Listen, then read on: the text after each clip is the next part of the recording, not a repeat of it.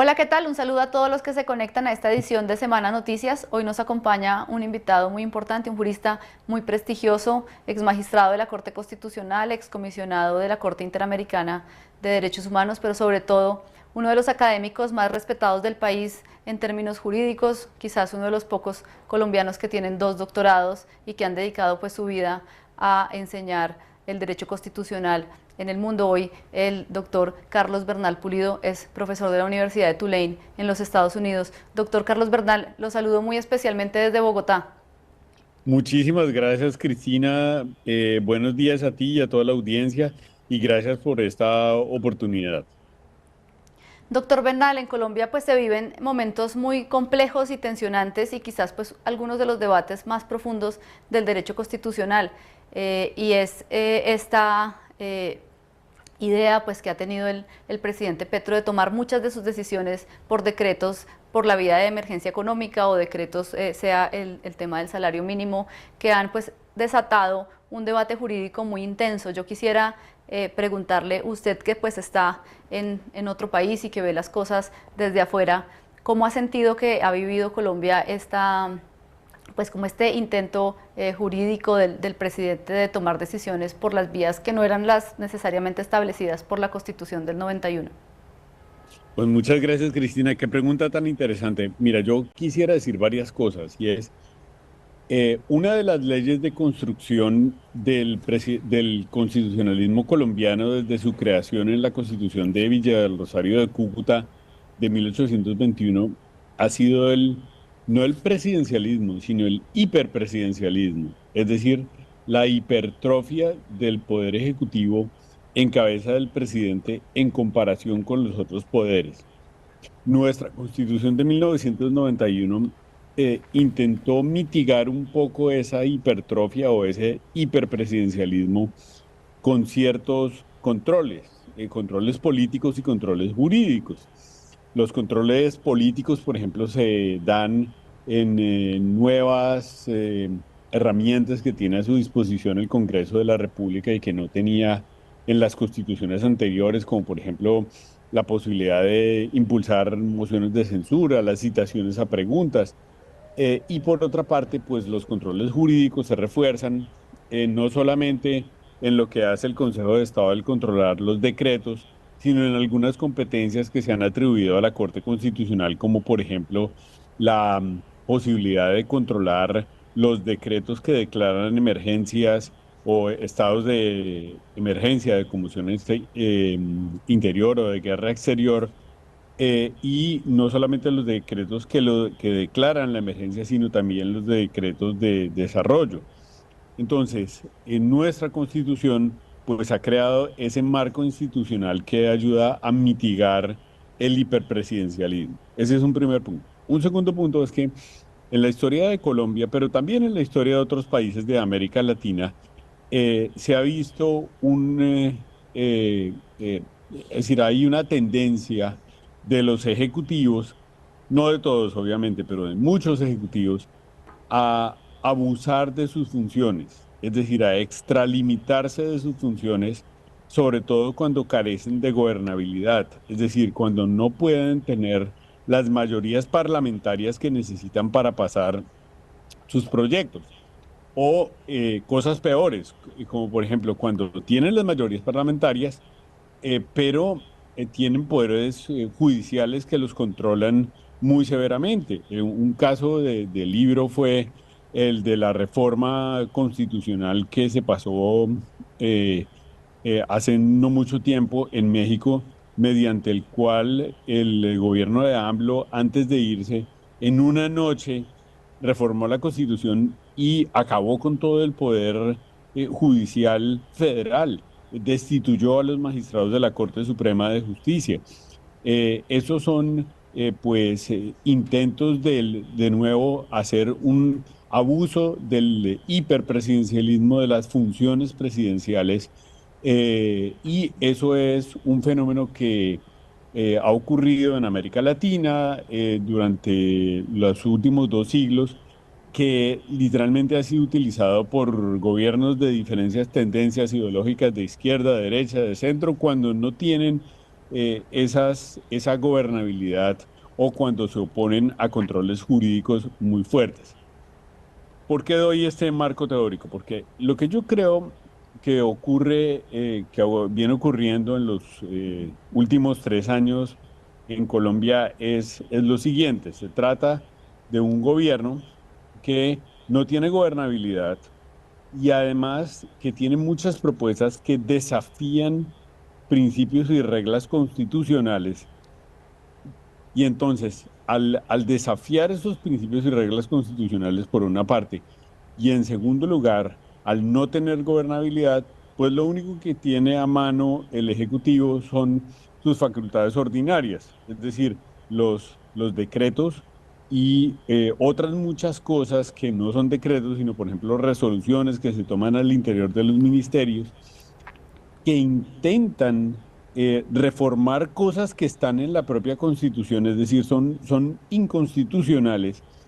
Y lo que ocurre es lo siguiente, que si las cortes no los controlan, me refiero al Consejo de Estado, la Corte Constitucional no los controlan, pues eso empieza a hacer mutar la Constitución, a hacer cambiar la Constitución. La práctica cambia la Constitución. Este fenómeno se llama mutación constitucional, pero es un tipo muy especial de mutación constitucional que es, yo lo he llamado así, fraudulenta. ¿Por qué razón? Porque el Ejecutivo sabe que lo que está escribiendo ahí es inconstitucional y no le importa. Lo único que intenta hacer es imponerlo a la fuerza con la expectativa de o que eso nunca sea controlado, o dos, que pase los controles porque puede en el futuro tratar de capturar el Poder Judicial. Y en realidad lo que pasaría si eso acontece es que la letra de la Constitución deja de regir en la realidad y lo que empieza a regir en la realidad son los decretos y las resoluciones que son inconstitucionales, pero que nunca han sido desafiadas o que las cortes han conestado, y eso es lo que hace que cambie la realidad constitucional. Dicho sea de paso, esto lo tiene muy bien documentado Alan Brewer Carías, que es un estupendo jurista venezolano. Eso es lo que pasó en Venezuela.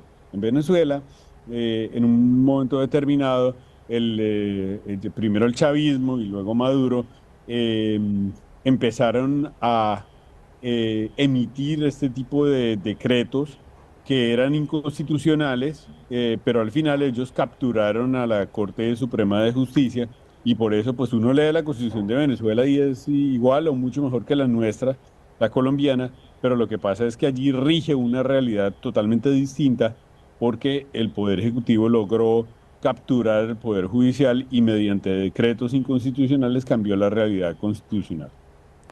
Doctor Bernal, concretamente, ¿la emergencia económica es para usted abiertamente inconstitucional? Yo creo que sí, yo creo que es abiertamente inconstitucional por varias razones, que la Corte Constitucional, de manera muy valiente y defendiendo la institucionalidad, em, hizo valer en ese auto mediante el cual por primera vez suspendió una declaratoria de emergencia. La, es decir, hay muchas razones, pero quizás la razón más prominente por la cual ese decreto de declaratoria de emergencia es inconstitucional, es decir, no pasan los dos juicios, el juicio fáctico y el juicio normativo, que son los dos juicios mediante los cuales la Corte Constitucional controla esos decretos, es porque efectivamente no hay una situación sobreviniente que cree una emergencia. Los estados los estados de excepción están creados para situaciones, para responder a situaciones sobrevinientes. Aquello que invocó el gobierno nacional como fundamento para declarar la emergencia son todas causas estructurales, como por ejemplo la necesidad de incrementar los recursos para poder igualar el régimen subsidiario y el régimen contributivo de salud. Eso viene desde la sentencia TES 760 de 2008. En segundo lugar, la falta de pago de los subsidios de la energía. Eso es una cosa histórica. Entonces, lo que tiene que hacer el Ejecutivo es eh, ejercer sus funciones, entre otras, ponerse de acuerdo con el Congreso de la República que está ejerciendo su labor de control político y al Congreso de la República al que no le ha convencido esos proyectos de ley de financiamiento. Y el Ejecutivo, pues lo que tiene que hacer es sentarse a negociar, sentarse a pactar unas reformas que sean capaces de lograr convencer a los parlamentarios para que las aprueben y utilizar las herramientas ordinarias. Eso no se puede hacer mediante decretos de emergencia, eso es un intento de mutación constitucional fraudulenta o abusiva. Doctor Bernal, esta, como usted lo decía, pues es la primera vez que la Corte Constitucional, digamos que acude a este mecanismo de suspensión de un decreto. ¿Usted considera que la forma como la Corte lo hizo era válida para el momento que estamos viviendo?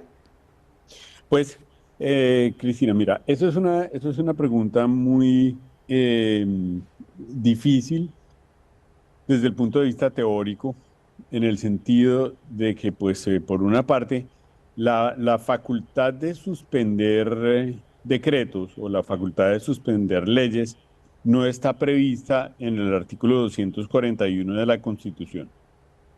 Sin embargo, pues lo cierto es que las constituciones y las instituciones como las Cortes Constitucionales no funcionan en abstracto, sino que funcionan en concreto en unas circunstancias específicas. Lo mismo pasó en el caso Marbury versus Madison, que es un caso de 1803, mediante el cual la Corte Suprema de los Estados Unidos inventó el control de constitucionalidad. Si uno mira el artículo tercero de la Constitución de los Estados Unidos, ese artículo y los siguientes no incluyen en las funciones originarias de la Corte Suprema de los Estados Unidos la función de llevar a cabo el control de constitucionalidad. Sin embargo, la propia Corte Suprema sostuvo que por necesidad de mantener la supremacía de la Constitución como un conjunto de normas que tienen que ser superiores a la ley, superiores a la conducta de la administración pública, pues necesitaba controlar la constitucionalidad de las leyes en el sentido de que si encontraba que una ley fuera incompatible con la Constitución, era necesario inaplicar la ley para aplicar la Constitución. En el caso de la suspensión de leyes y la suspensión de los decretos, a mi modo de ver, ante las circunstancias sobrevinientes en nuestra historia constitucional de un gobierno que se empeña en la producción de normas inconstitucionales, de normas que lo que quieren no es aplicar la Constitución, sino desmontarla. Eh, Entre otras cosas porque el gobierno nacional, con la propuesta de la constituyente, ha sido muy explícito en que la Constitución no le gusta, no le sirve y la quiere cambiar, la quiere poner a su manera, al mejor estilo del autoritarismo mexicano, en el cual durante la égida del PRI, cada gobierno constitucionalizaba y cambiaba la constitución para poner allí su plan de gobierno, pero eso es lo más desaconsejable desde el punto de vista constitucional. Entonces, frente a unos intentos de este calado, yo creo que la Corte Constitucional ha reaccionado muy bien, primero en el auto 272 de 2003, mediante el cual por primera vez sostiene que la Corte Constitucional puede suspender las leyes y en segundo lugar, con el auto que se produjo la semana pasada, bueno, hace ya 10 días, en el cual la Corte Constitucional cambió un precedente que tenía en relación con la posibilidad de suspender decretos que tuvieran que ver con la emergencia económica, no solamente el decreto de declaración de la emergencia, sino los decretos de desarrollo para suspenderlo. ¿Y por qué esto es importante? Es importante por dos razones. En primer lugar, porque ese decreto de declaratoria de la emergencia es abiertamente inconstitucional. Y en segundo lugar, porque es que los efectos, sobre todo del decreto de desarrollo, los dos decretos de desarrollo, el 74, 34 y el decreto 44 de 2026, pues es el recaudo y el aprovisionamiento de impuestos, y ese recaudo es pues abiertamente inconstitucional en muchos casos y puede causar perjuicios irremediables o puede causar situaciones como aquellas que uno se plantea teóricamente. Eh, por ejemplo, allí hay unos recaudos de impuestos indirectos, de impuestos de IVA. Entonces, si eso se recauda y eso es inconstitucional, pues luego ¿a quién se le devuelve eso? O cosas más serias, como por ejemplo mediante el decreto 1474, el gobierno nacional intenta literalmente burlarse de la cosa juzgada de la sentencia de 2023 sobre la no deducibilidad de las regalías. Eso es una cosa gravísima. La Corte Constitucional ya falló, ya dijo que las regalías pues que no constituyen impuestos para las compañías que operan en el sector minero, pues no se pueden, es decir, no se pueden contabilizar como unas ganancias y por esa razón esas regalías pueden deducirse de la renta, porque lo que hacen esas empresas es simplemente recibir el dinero y consignarlo, no hacen nada más. La Corte Constitucional sacó una sentencia muy explícita y el gobierno, en abierto desacato de esa sentencia, violando la cosa juzgada constitucional, pues lo vuelve a incorporar. Entonces, esta no es una decisión caprichosa de la Corte Constitucional. A mí no me extraña que haya tenido una mayoría apabullante, porque tanto el decreto de declaratoria de la emergencia como los decretos de desarrollo son abiertamente inconstitucionales. Doctor Bernal, en los últimos años ha sido notorio pues el enfrentamiento de Gustavo Petro con las altas cortes, el irrespeto pues a muchas de las majestades de la justicia, pero también individualmente a muchos de los magistrados. Y en esta oportunidad, en este debate de la emergencia económica, el gobierno ha girado su estrategia hacia las recusaciones. Y el presidente ha esgrimido dos argumentos para recusar pues casi a la totalidad de los magistrados. Uno que fue el que radicó en su documento esta semana, y es que ellos digamos que no podrían pronunciarse de fondo porque algunos pagarían el impuesto al patrimonio que está establecido dentro de la emergencia económica. Pero Enterinos también ha dicho que todos ellos prejuzgaron al haber votado ya un tema de fondo, al haber dado la suspensión. Yo quisiera preguntarle, ¿qué piensa usted de esos argumentos que da el presidente y en general pues de esta estrategia de estar recusándolos permanentemente? Muchísimas gracias por esa pregunta, Cristina. A ver, yo tengo que decir varias cosas. En primer lugar, los mensajes de la cuenta de X del presidente denotan un absoluto irrespeto con la independencia judicial.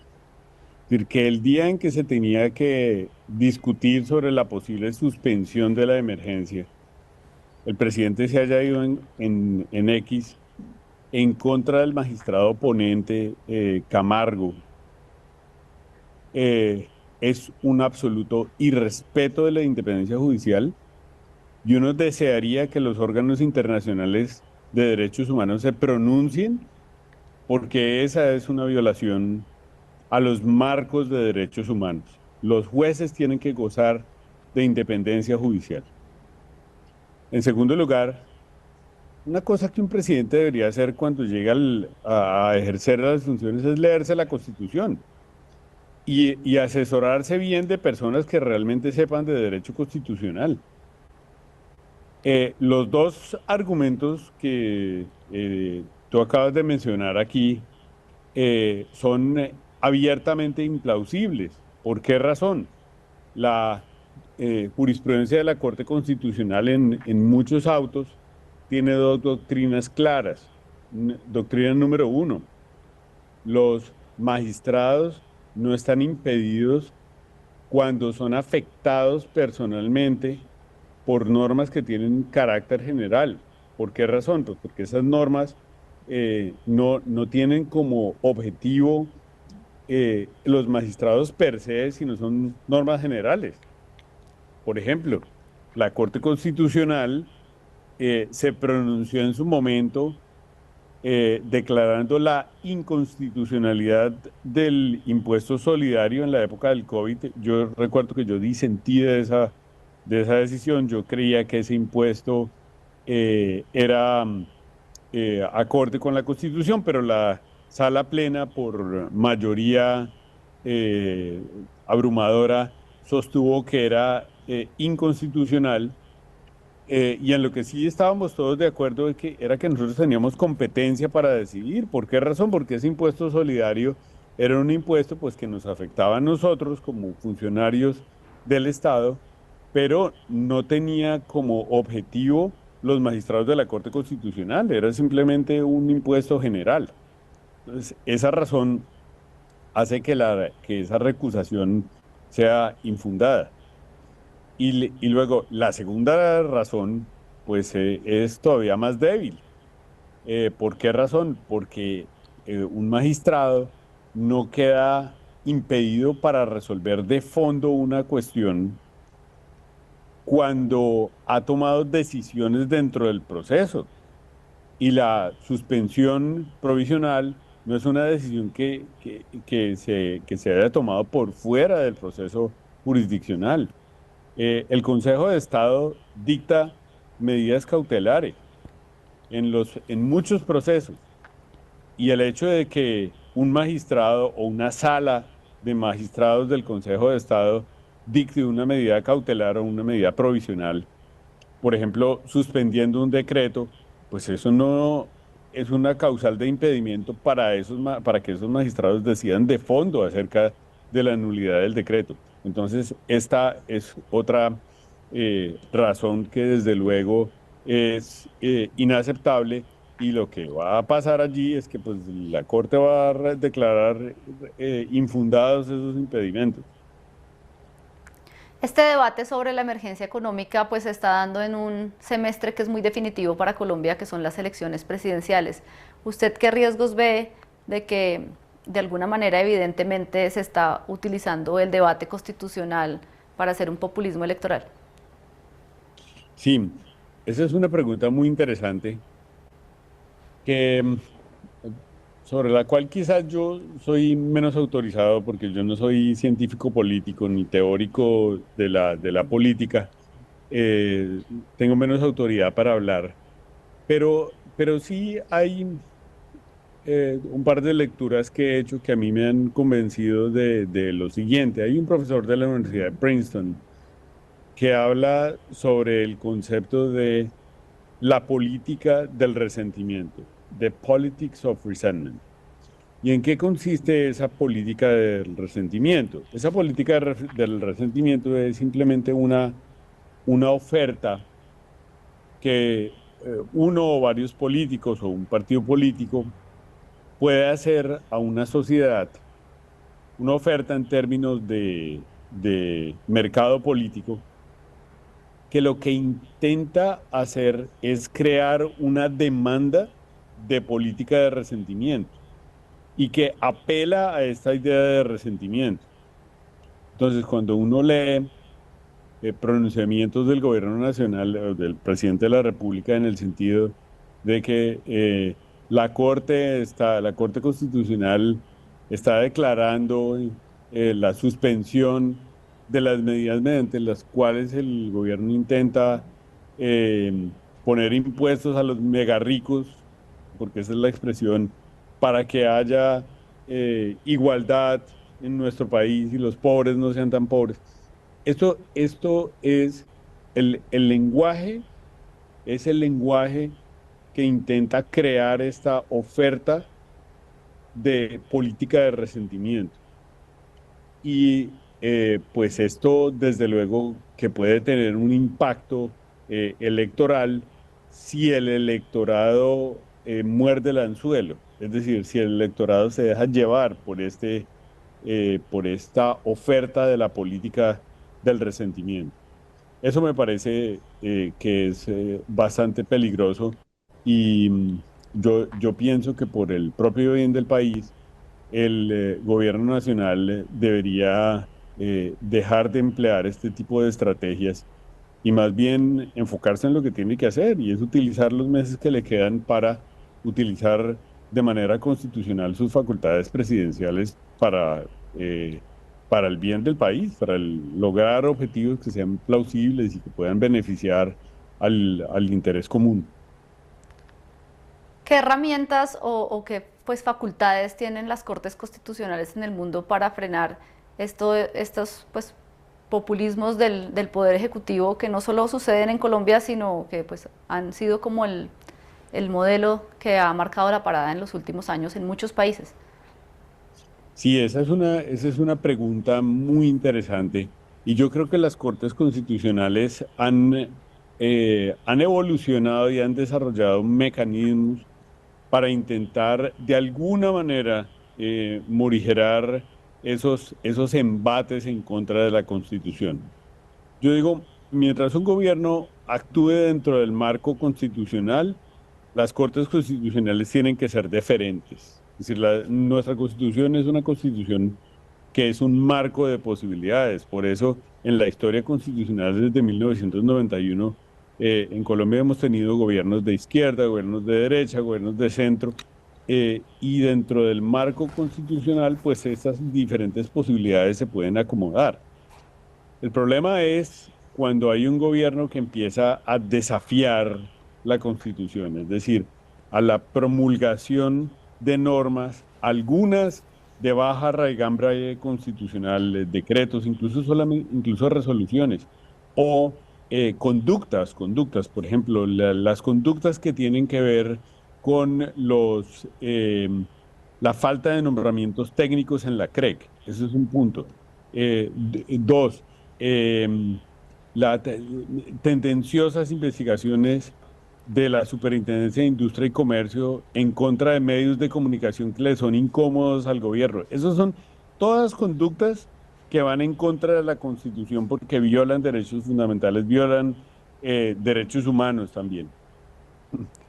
Entonces, las Cortes Constitucionales pues tienen algunas herramientas. El problema de las Cortes Constitucionales es pues que mientras ese modus operandi no se concrete en normas controlables por la Corte, entonces esto escapa del control. Y en Colombia tenemos un problema institucional, que es lo que tardan los controles que se dan por medio del Consejo de Estado, porque son procesos que son muy largos. Entonces, si, y eso también lo sabe el gobierno, entonces es muchísimo más fácil intentar sacar una resolución o un decreto, porque en principio eso no es controlable por los procesos expeditos de la Corte Constitucional, sino que más bien van al Consejo de Estado, y pues cuando el Consejo de Estado falle, pues este gobierno ya habrá pasado. Ese es el verdadero problema, yo Doctor diría. Bernal, cuando usted renunció a la Corte Constitucional, expresó, digamos que algunos malestares sobre lo que usted vivió en ese organismo y de alguna manera entendimos que su percepción era que la Corte era muy política y que era muy difícil establecer como decisiones de tipo jurídico más profundos. ¿Usted mantiene esas críticas al sistema de Corte que tenemos hoy? Pues yo la verdad, es decir que una Corte Constitucional es política, es decir que el agua moja. Es decir, todas las Cortes Constitucionales son políticas porque las Cortes interpretan la Constitución política. Ahora bien, en el momento, esas no fueron las razones por las que yo renuncié por unas razones estrictamente personales. Eh, pero a mi modo de ver, por lo menos en estas decisiones de la semana pasada, la Corte Constitucional está reivindicando su papel como guardián de la Constitución y guardián de la institucionalidad. Yo siempre recuerdo esta, esta historia real del molinero de Sanssouci, que era un señor que tenía un molinero, y el rey Federico Guillermo de Prusia tenía su palacio, y entre su palacio y una vista perfecta estaba el molinero. Y entonces este rey, este emperador, decide expropiar al molinero de su molino. Y el molinero le dice al emperador, no se preocupe, todavía hay jueces en Berlín. Y efectivamente él llevó su caso ante los jueces competentes que eran en Berlín, que declararon que la expropiación era ilegal y por esa razón el molino fue devuelto al molinero. Yo aplaudo a la Corte Constitucional en esa función que ha tenido de guardar la institucionalidad. Mientras eso pase, los colombianos podemos estar tranquilos. Doctor Bernal, le quiero hacer una última pregunta sobre un tema ajeno a la Corte Constitucional y es sobre el rol que usted tuvo en la Comisión Interamericana de Derechos Humanos. Durante pues, mucho tiempo usted fue comisionado de ese organismo y paralelamente el doctor Humberto Sierra Porto era juez de la Corte Interamericana. Y hoy Colombia no tiene ya representación en uno de los estamentos que pues es quizás más clave para el análisis jurisprudencial y para el análisis de los derechos de los colombianos que acuden a estos organismos internacionales. ¿Usted a qué explica, el hecho de que hoy pues no exista una representación de juristas colombianos en ninguno de esos organismos? Pues en concreto, en la comisión, el presidente Petro postuló a una candidata, pero la mala diplomacia, eso que con buena diplomacia se ganan esos puestos, es decir, cuando un gobierno es admirado por los países de la región, cuando un gobierno está bien avenido en términos con otros, pues es muy fácil que se produzcan la elección de esos miembros, entre otras cosas cuando los miembros son calificados. Mi opinión es que la candidata que el gobierno del presidente Petro postuló a la comisión era una persona calificada, pero la campaña, por lo que yo me enteré, no fue muy bien desarrollada. Fue llevada de una manera que no podía conducir a que un candidato fuese electo. Más dudas tengo en relación con la campaña que se hizo eh, para la Corte Interamericana de Derechos Humanos. Lo que yo tengo entendido es que la persona, que era un abogado personal del presidente que todavía funge de embajador en Costa Rica, no tenía ninguna calificación en materia de derecho público, de derechos humanos, y que por esa razón no obtuvo votos suficientes para llegar a la Corte. Ahora, yo sí pienso que es muy importante la presencia de Colombia institucional en estas dos agencias, porque esos dos son dos instituciones que con sus imperfectos, eh, pues son el único sistema funcional que tienen las Américas en materia de derechos humanos. A mí me lo decía un antiguo canciller de Costa Rica, lo explicaba de una manera coloquial muy bonita, y él me decía, mire, Costa Rica siempre ha estado muy abierto a participar en este sistema interamericano, porque para nosotros es muy importante tener que nuestros estados vecinos nos vigilen y vigilen lo que pase aquí. Porque si algún día llega un dictador o un régimen autoritario de Costa Rica, pues a nosotros como ciudadanos nos interesaría no estar solos y que los países de la región nos defiendan.